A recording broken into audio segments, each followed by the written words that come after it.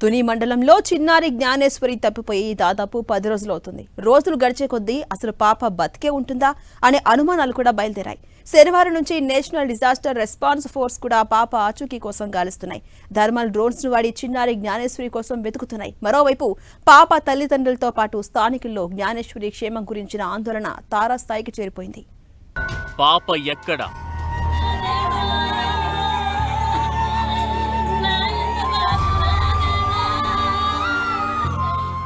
Hint ఇస్తుందనుకున్న కుక్క మృతి.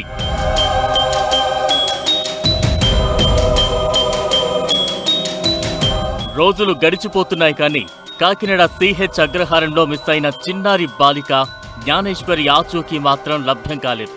ఇప్పటిదాకా రెవెన్యూ, మున్సిపల్, పోలీసు సిబ్బంది మాత్రమే గాలింపు చేపట్టగా గత శనివారం రాత్రి నుంచి ఫారెస్ట్ డిపార్ట్మెంట్ కూడా రంగంలోకి దిగింది.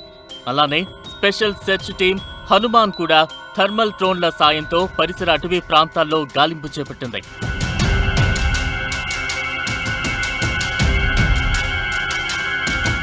అయితే పాప మిస్ అయిన ప్రాంతం చిట్టడవి ప్రాంతం కావడంతో ఇక్కడ జంతువులు దాడి చేసే అవకాశం తక్కువని ఫారెస్ట్ శాఖ సిబ్బంది అభిప్రాయపడుతున్నారు.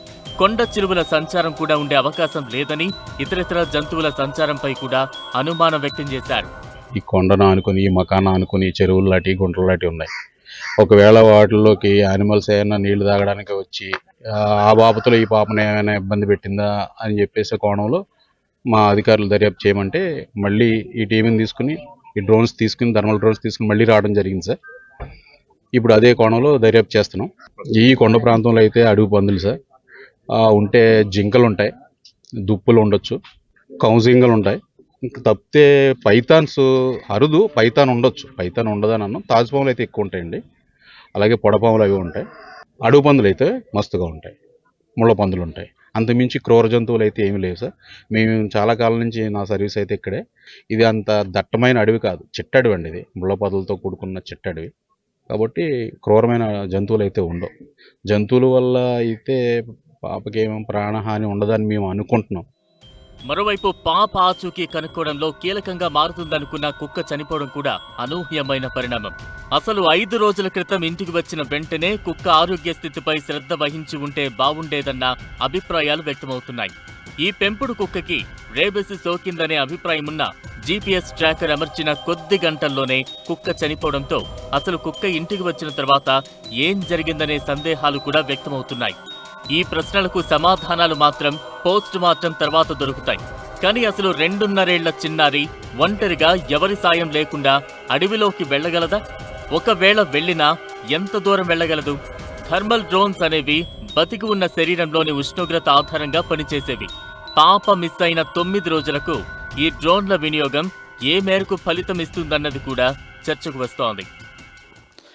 డే అండ్ నైట్ యూజ్ చేస్తాం దీన్ని, థర్మల్ డ్రోన్. మనకి నైట్ టైం ఏమైనా ఆబ్జెక్ట్ ఏమైనా వైల్డ్ యానిమల్స్ కానీ ఏమైనా వెళ్ళినప్పుడు సో మనకి చాలా మోడ్స్, దాని ఫీచర్స్ ఉన్నాయి దీంట్లో మనం బేస్ చేసుకొని మనం ఏ యానిమల్ అని ట్రాక్ చేస్తుంటాం. ఇప్పుడు ప్రస్తుతానికి ట్రయల్ పాత్స్ ఏమైనా ఉన్నాయా లేవా అక్కడ లోపల అని చెక్ చేస్తాం. మేము చెక్ చేసిన తర్వాత దీనికి సంబంధించి ఇప్పటి వరకు అంటే ప్రాణం ఉన్న జంతువులు మాత్రమే, జంతువులు కావచ్చు లేకపోతే మనుషులు కావచ్చు, ప్రాణం ఉన్నవి మాత్రమే కనిపిస్తాయా లేకపోతే అన్నీ కనిపించే అవకాశం ఉంది?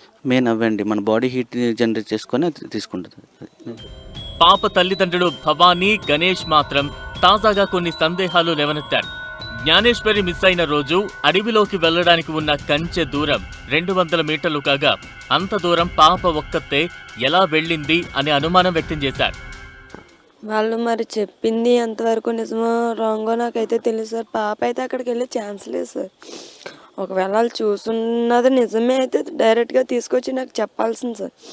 లేదంటే అక్కడి నుంచి ఆ ఊళ్ళోకి వెళ్ళే బదులు నాకే పిలుచుకున్నా, నన్నే పిలిచినా సరే నేను వెళ్ళి తీసుకునేదాన్ని. పాప అయితే అంతవరకు వెళ్ళేది అనేది ఇంపాసిబుల్ సార్. ఈ చుట్టుపక్కల ఎక్కడైనా ఆడుకుంటుందేమో అన్న ఆలోచనలో ఉన్నాను, కానీ పాప అయితే అక్కడికి వెళ్ళదు సార్. అయితే ఆ రోజు అక్కడ జ్ఞానేశ్వరిని చూసిన పాపారావు అనే వ్యక్తి కూడా ఇప్పుడు పరారీలో ఉన్నాడంటున్నారు. అయితే అతను అక్కడ పాపని చూసిన మాట నిజమైతే మరి అక్కడ వరకు పాప ఎలా వెళ్ళింది? ఇన్ని రోజులైనా చిన్నారి ఆచూకీ తెలుసుకోలేకపోవడానికి కారణమేంటి? ఇదే దర్యాప్తులో తేలాల్సి ఉంది.